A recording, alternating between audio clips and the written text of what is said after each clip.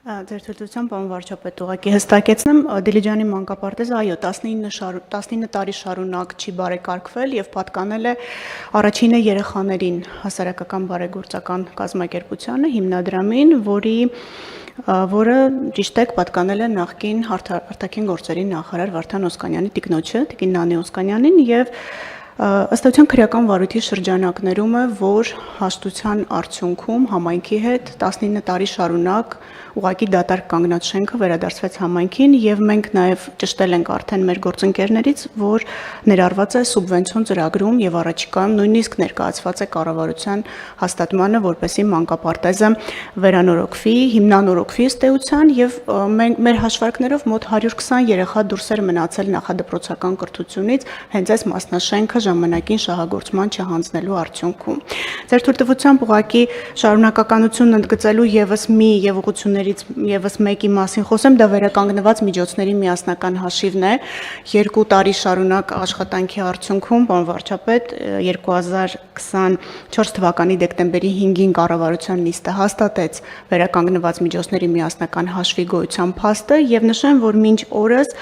մինչ այսօր առավոտյան 9:30 16 միլիարդ 953 միլիոն 382 հազար դրամ գումար է արդեն մուտք արվել հաշվին, որը օգտագործվել է ֆինանսների նախարարության կողմից, դա եթե վերածենք ամերիկյան դոլարներին մոտավորապես 44 միլիոն 177 հազար ամերիկյան դոլար է։ Մենք ուրախ ենք, որ կարողանում ենք օգտակար լինել ֆինանսների նախարարությանը եւ կարճ անդրադառնամ նաեւ ապօրինի ծագում ունեցող գույքի բռնագանձմանը, պարոն վարչապետ, վերջերս շատ քննարկեցին ու շատ շահարկեցին, որ այ հեսա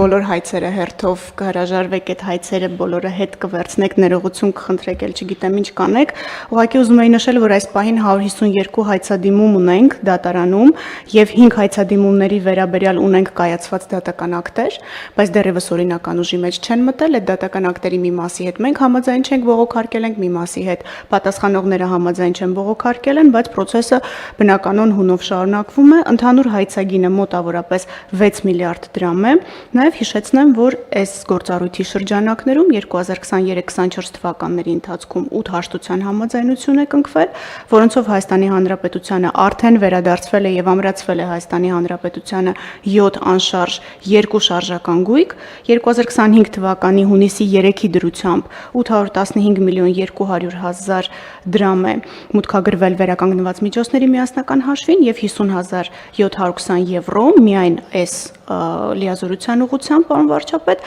նշեմ, որ անշարժ գույքերի շուկայական արժեքը կրկին կադաստրային մոտարկված շուկայական արժեքը 4 միլիարդ 200 միլիոն դրամ է։ Նաև մեկ օրինական ուժի մեջ մտած վճռով արդեն Հայաստանի Հանրապետության սեփականության իրավունքն է գրանցվել, մեկ բնակարանի եւ մեկ առանձնատան նկատմամբ 2025 թվականի ապրիլի 10-ին կառավարության որոշմամբ այս երկու գույքերը ամրացվել են տարածքային կառավարման եւ ենթակառուցվածքների նախարարության պետական գույքի կառավարման կոմիտեին։ Գործընթացն ընթացքի մեջ է, շարունակական քայլերով շարժվում է առաջ, ապօրինի գույքի մասով միայն նշեմ, որ Սահմանադրական դատարանի վերջին որոշումից հետո դատական պրակտիկան որոշակի իհարկե հստակեցումների ենթարկվում է, արդեն գործընթացն ընթացքի մեջ է եւ կոնկրետ հայցերով լինում են իրավիճակներ, երբ մենք վերահաշվարկներ ենք անում կամ նոր հիմքերով ուսումնասիրություններ ենք կատարած լինում եւ նոր հայցեր ենք ներկայացնում դատարան։ Շնորհակալ եմ։ Շնորհակալ եմ Տիկին Վարդապետյան, բայց ես այնուամենայնիվ հասկանում եմ, որ Սահմանադրական դատարանի որոշումը նախ շատ կարևոր էր արձանագրելու, որ համակարգը սահմանադրական է, բայց այնուամենայնիվ այնտեղ կարգավորումներ բերվեցին, որը կարծում եմ տրամաբանական է, որ եթե խոսում ենք ապօրինի գույքի մասին, պետքա որոշակի կապ լինի պաշտոնավարման եւ պետական պաշտոնի կոնկրետ ժամկետների եւ այլնի հետ եւ ես ինչքան հասկանում եմ, որոշ դեպքեր կլինի, որ ինչ որ հայցերից պետք կլինի հրաժարվել, հետագայում այլ վերահաշվարկների եւ այլնի առումով, այդտեղ էլ մեծ խնդիր չկա, որովհետեւ դա իրավական գործընթաց է եւ ընդհանուրի մեջ էական տոկոս չի լինի, ել չեմ ասում այդ նոր կարգավորումը չի խոչընդոտ դառնա արդեն Սահմանադրական դատարանի սահմանած շրջանակում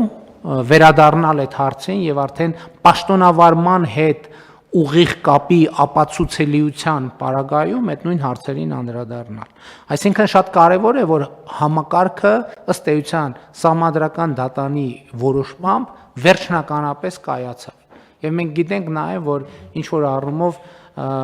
դատարանները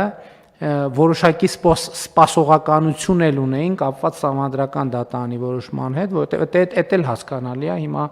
ասենք դատավորները չէին ուզենա կայացնել որոշումներ, որոնք կարող էին սահմանադրական դատանի որոշմամբ ըստ էության հակադրության մեջ մտնել, եւ հիմա համոզված եմ, որ սահմանադրական դատանի որոշումը արդեն ավելի հստակ եւ անառարկելի պրակտիկա կձևավորի եւ դատախազության եւ դատարանների համար ավելի հեշտ կլինի կանխատեսելի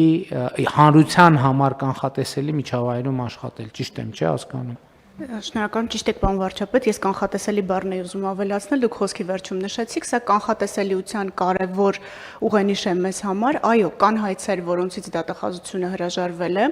բայց այդ հայցերը կապված են եղել սահմանադրական դատարանի որոշմամբ հստակեցված կարգավորումներով եւ օրինակ կապված չեն եղել ձեր կողմից նշված պաշտոնավարման հետ կամ օրինակ ընդհանրապես հանցագործության հետ կապված չեն եղել, դրանք շատ փոքր տոկոս են կազմում, որովհետեւ ի սկզբանե էլ